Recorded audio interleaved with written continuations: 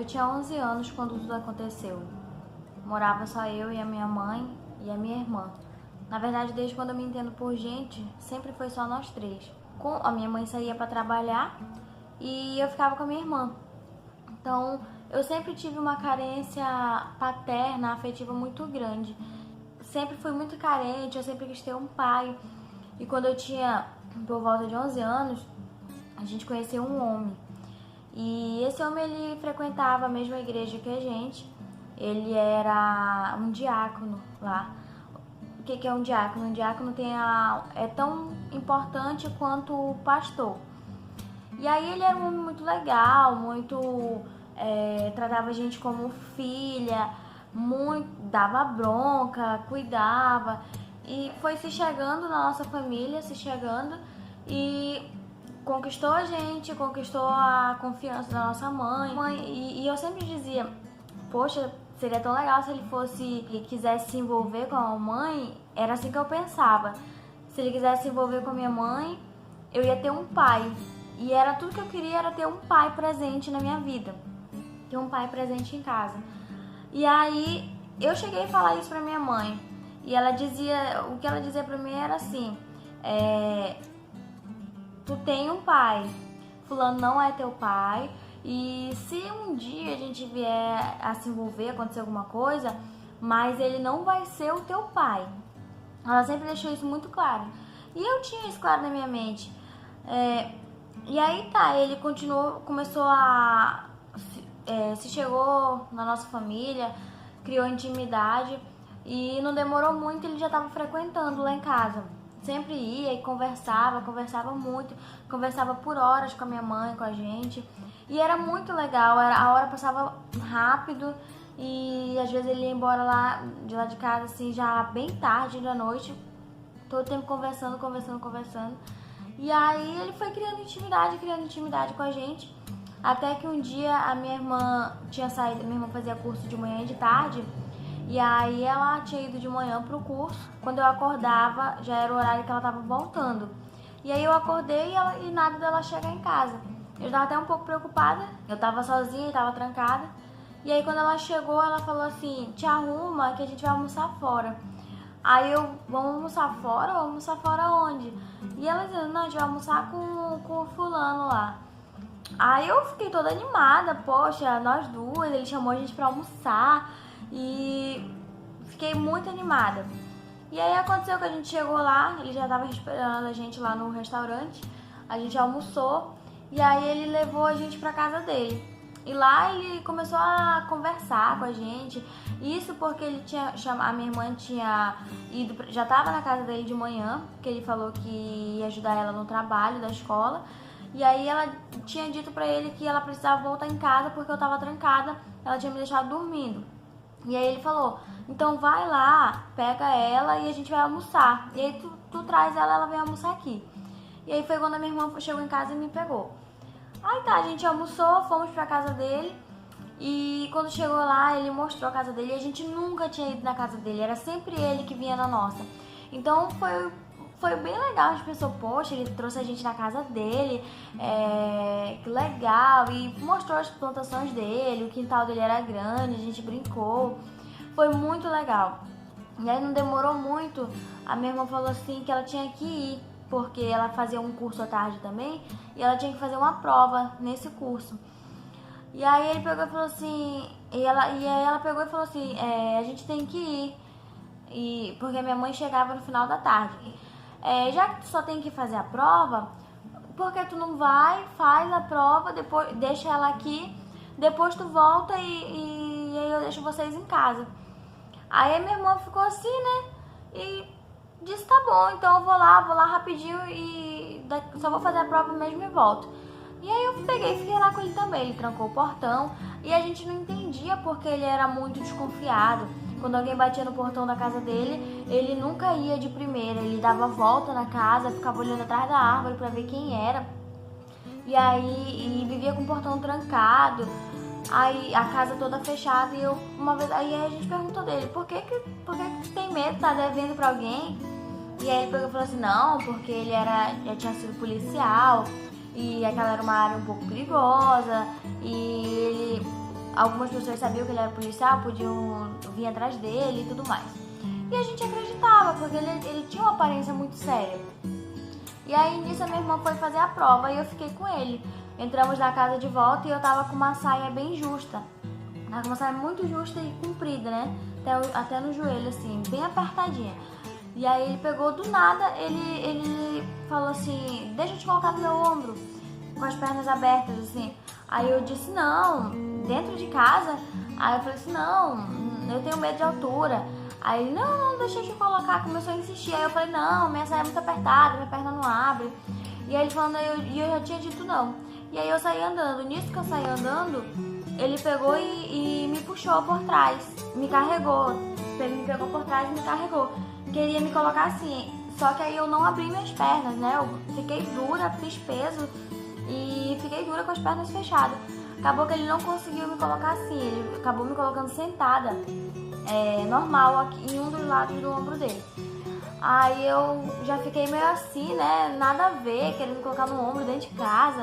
Aí ele pegou e entrou dentro do quarto, me levou pro quarto, né? Que a gente ia assistir filme.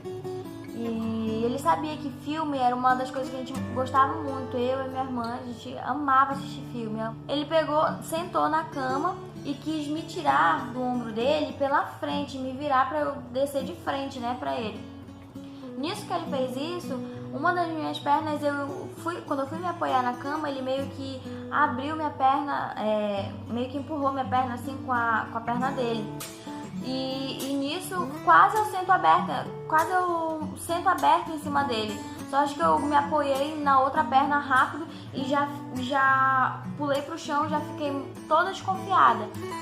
E aí ele mudou o semblante dele, até o olhar dele mudou. O jeito que ele falou comigo também, eu senti que mudou. E eu por fora, tentando agir como se tivesse tudo normal e tal, mas por dentro meu coração tava batendo muito forte. E na minha mente eu só pensava assim, eu sei muito bem o que ele quis fazer. E aí a única coisa que eu pensava era, eu não acredito que ele tentou fazer isso, eu não acredito que ele quis me colocar aberta em cima dele. Aí começou a me dar um medo, eu comecei a pensar, meio que caiu minha ficha naquela hora que eu tava sozinha com ele na casa dele e que ele podia fazer comigo ali o que ele quisesse. E aí começou a me dar um medo, e aí ele perguntou se eu queria um bombom, eu disse que queria, ele tirou um frigel, colocou na boca e botou assim na ponta da boca e falou assim, pega, mas pega com a tua boca. Aí eu disse, não quero mais não, um bombom babado, eu não quero. E aí eu falando assim, que nojo, não sei o que, mas meu coração tava muito acelerado e eu só conseguia pensar que eu já tava entendendo o que ele tava querendo fazer. E eu tinha 11 anos, eu era uma criança, mas eu não era besta, nem bobo, porque a minha mãe, ela sempre falava, ela sempre comentava os tipos de comportamento que a gente não podia aceitar, que não era normal, que não era pra gente aceitar esse tipo de comportamento. E aí eu peguei, ele foi pegar um doce pra mim, um docinho de leite que vinha num plastiquinho. E aí tava muito gelado, tava bem gelado, que tava na geladeira, e ele jogou assim no meu braço, aí eu me arrepiei. E nisso eu concentrada no filme que ele tinha colocado pra assistir. Aí ele falou assim, nossa, olha, você se arrepia, ficou toda arrepiadinha, não sei o que. Aí eu não tinha nem palavra pra tentar conversar. Aí eu só sabia fazer assim, pois é, né? Pois é, né? A única coisa que eu conseguia fazer. E aí ele pegou e jogou o doce de leite em mim, aí eu peguei, comi, aí eu pedi outro. Nisso que ele foi sair pra pegar outro, ao mesmo tempo que ele se sentia muito inteligente, ele era muito burro também. E aí eu desci da cama e me escondi embaixo da cama. E lá eu fiquei. Isso eu fiquei lá escondida por uns 15 minutos, ele rodando a casa toda me procurando. Nisso que eu tava lá embaixo, eu só conseguia pensar, se ele quiser fazer alguma coisa comigo, o que eu vou fazer pra me defender? E aí eu pensava, o portão era alto, era de grade, era alto. A única coisa que eu pensei, pra eu tentar subir no portão, eu tenho que correr, pegar muito embalo. E se eu conseguir, o muro dele era cheio de pedaços de vidro. E eu falei assim, eu vou me cortar todinha, eu vou ter que me jogar de lá de cima pra rua. Nem que eu me quebre toda, mas eu vou tentar. E eu tenho que fazer isso gritando, era o que eu pensava. Meu coração estava muito acelerado e a única coisa que eu também conseguia fazer lá embaixo era orar. Eu ficava, Senhor, por favor, não deixa que nada aconteça comigo, não deixa que ele venha me fazer mal. E eu já estava sentindo quais eram as intenções dele. E aí nisso ele me encontrou, passou uns 15 minutos ele me encontrou. Aí eu comecei, pedi um copo d'água dele, ele foi pegar, eu me escondi em outro lugar e nisso eu fiquei por alguns minutos. E aí não demorou muito e minha irmã chegou. Minha irmã chegou também toda desconfiada, já gritando lá no portão, cheguei. E aí ele pegou e foi abrir o portão como se nada tivesse acontecido. Depois dali, ele agiu como se nada tivesse acontecido, agiu normal, conforme pra gente assistir, e depois levou a gente em casa. Quando chegou em casa, eu conversei com a minha irmã, falei tudo o que tinha acontecido pra ela. E aí ela me disse que quando ela chegou pra fazer a prova, ela sentou lá pra fazer a prova, e aí ela escutou como se alguém tivesse falado no ouvido dela. Tu deixou tua irmã sozinha com ele? E aí ela olhou pra trás, não era ninguém, e ela ficou assim, e eu já ia começar a fazer a prova, e ela escutou essa voz por mais 2 vezes no ouvido dela, né? Dizendo, tu deixou tua irmã sozinha com ele? E aí ela se levantou, disse pra professora que não ia poder fazer a prova, que tinha me deixado sozinha em casa, que ela ia precisar sair, e veio embora, correndo. Não era tão perto, mas também não era tão longe. E ela desceu a ladeira correndo, chegou lá super cansada. E aí eu peguei e falei pra ela tudo o que tinha acontecido, né? Depois ele levou a gente em casa, e assim foi se passando. Nunca mais ele veio com esse tipo de atitude pra cima de mim. E aí eu pensei, tá, só foi aquela vez. Aí depois me veio algumas dúvidas se tinha realmente acontecido tudo que aconteceu. Eu comecei a duvidar das próprias coisas que eu vi, das próprias coisas que aconteceu comigo. Eu fiquei meio, será que eu não vi maldade? Será que eu não confundi as coisas? Porque a gente já vivia tão sob alerta com esse tipo de coisa, que depois eu pensei, vai que eu tivesse interpretado mal, vai que não tivesse acontecido nada, até porque depois ele nunca mais veio com esse tipo de atitude comigo. Mas aí não passou muito tempo, ele frequentando lá em casa, ele pediu pra passar uns vídeos dele de pregação da igreja pro meu celular, que ele queria passar alguns pra um CD. Só que aí ele falou que a moça que fosse ver da Lan House, né, se ela ia conseguir ter acesso a todos os vídeos do celular dele. Aí eu disse que sim. Aí ele falou assim, então eu vou te passar uns que eu não quero que ela passe pro CD. Aí eu disse, tá bom.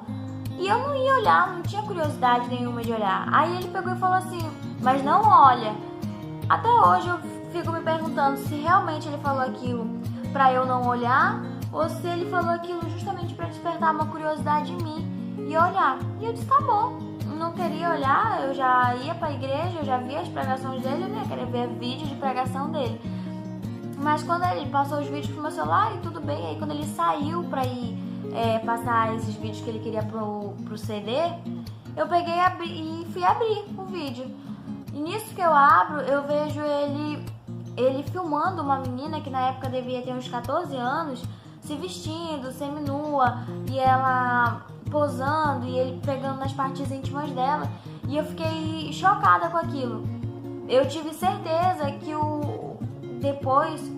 quais eram as intenções dele, que eu não tava vendo coisa quando aconteceu a situação na casa dele. Chamei a minha irmã estava em casa comigo, mostrei pra ela, peguei os vídeos, passei pro celular dela, todos. Depois a gente conversou, minha mãe chegou, aí ele conversou, nós comemos lá, e aí quando ele saiu, eu peguei o vídeo e mostrei pra minha mãe. E aí a minha mãe teve uma conversa com ele, ele ainda chegou lá em casa de novo, a minha mãe chegou e falou pra ele que não queria mais que ele fosse lá em casa, porque ela tinha visto aqueles vídeos e ela não queria mais que ele se aproximasse da gente e que ele não aparecesse nunca mais lá em casa. E aí ele pegou e nunca mais apareceu lá. Passado um tempo, eu soube notícias que ele tinha sido expulso, tinha ido dar aula numa escola e foi expulso de lá porque vivia rodeado de crianças. Ele levava o bolso dele cheio de bombons e falou coisas obscenas para uma das crianças lá, e o irmão dela foi tirar satisfação. Depois não passou muito tempo e a gente já não tinha mais notícia dele. A gente nem morava mais no mesmo lugar e a gente soube por um amigo nosso que ele tinha sido preso. E aí fomos ver no jornal, realmente ele tinha sido preso. Agora a denúncia, ele estava entrando na justiça para pegar a guarda de uma moça de uns 14 anos que morava com ele. Ele queria a guarda dessa menina, que ele dizia para todo mundo que era filha dele, quando no entanto ele abusava dela sexualmente. E ela chegou a falar isso depois de ser pressionada pela diretora da escola que ela estudava. Então, pelo menos foi isso que a gente soube no jornal. E eu nunca imaginei que ele pudesse ser assim. Ele era um homem da igreja, pregava e falava sempre sobre a gente ter cuidado, sobre a roupa que a gente vestia. Ele sempre se mostrava muito cuidadoso com isso. E eu nunca imaginei que ele pudesse ter essas intenções. E depois, mais pra frente, analisando as situações, juntamente com a minha mãe, a gente percebeu que talvez ele tivesse com interesse em mim, em me fazer algum mal, ou então que eu cedesse de alguma forma as coisas que ele tentava fazer com que acontecesse. Oi, gente, tudo bem com vocês? Então, gente, essa história realmente aconteceu comigo. Aconteceu quando eu tinha 11 anos de idade e até hoje eu lembro. E eu resolvi trazer ela aqui para falar com vocês, para justamente mostrar através dela como é importante ter um diálogo com os nossos pais. E ser um diálogo aberto, mesmo sendo um assunto delicado. Vocês que são pais, se não saibam mais ou menos em qual momento falar isso com os filhos, em qual momento ter essa conversa para não quebrar a inocência. Só que eu penso dessa forma: tudo tem o seu momento e não pode ser visto como quebrar a inocência, e sim como uma forma de se prevenir. Talvez se a minha mãe não tivesse tido um diálogo tão aberto com a gente, comigo, com a minha irmã, tivesse acontecido alguma coisa, eu tivesse me sentido coagida e não ter falado pra ela, ou então não ter confiado nela o suficiente. E com isso ter acontecido coisa pior. O que eu quero alertar através dessa história é que um aliciador, um pedófilo, ele nunca vai chegar assim de supetão. Ele sempre vai tentar ganhar a confiança da criança, ele sempre vai querer ganhar a confiança dos pais da criança, e ele raramente é uma pessoa de longe. Geralmente ela vai se infiltrando na família ou então no ciclo de amizade. Quando você vê, você já está envolvida de alguma forma e sempre tenta conquistar a criança com alguma coisa que ela goste e tudo mais. Então é preciso ter muito cuidado. É preciso saber conversar, saber dizer que não é assim.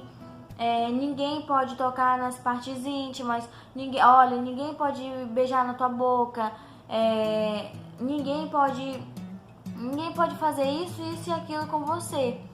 E se caso alguém venha acontecer isso, você chegue pra mamãe e você conte. E você dê liberdade pro seu filho, dê intimidade o suficiente pro seu filho chegar e conversar com você. Porque isso é uma coisa que eu vejo que traumatiza e às vezes acontece até o pior com várias crianças. E poderia ter acontecido comigo também. Só não aconteceu, eu acredito, porque graças ao diálogo aberto que eu sempre tive com a minha mãe, graças também a Deus, porque se não fosse Ele me livrando naquele dia que eu tava com muito medo, eu só sabia orar e pedir proteção, poderia ter acontecido coisa pior. E também, de certa forma, Deus ter afastado ele da nossa vida. Então o que eu quero trazer pra vocês é isso. Curta aí, compartilha esse vídeo com pessoas que você acha que precisa ouvir, que precisa tomar cuidado com pessoas ao seu redor.